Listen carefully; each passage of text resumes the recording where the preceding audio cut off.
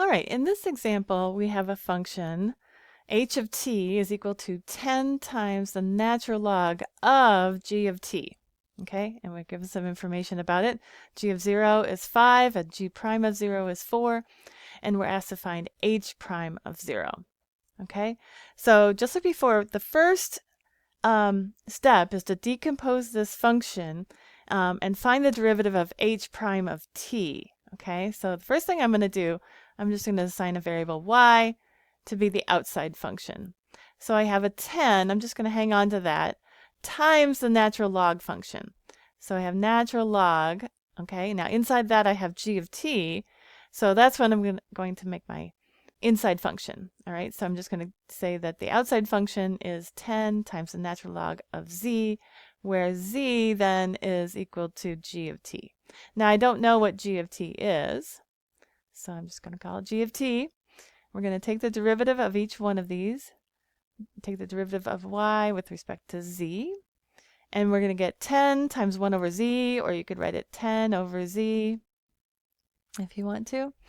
And then we're going to take the derivative dz with respect to t. And since I don't know what the function is, I'm just going to call it g prime of t. All right. And now to find h prime of t, h prime of t then is the product of these two derivatives.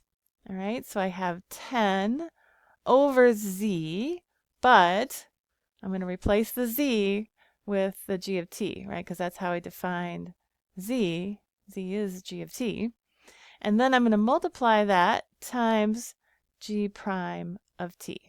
Okay? Oops, so that's my derivative with respect to t. Okay? Now I want h prime at 0, so all I need to do now is plug in the 0 for t. So h prime at 0 is going to be 10 divided by g of 0 times g prime at 0. And I was given those values, right? G of 0 is 5, so let's write that as 10 over 5 times g prime of 0, which is 4. Okay? So it looks like I can reduce the 10 over 5 to just 2, and that will just give me 2 times 4, which is 8. So my final answer is 8.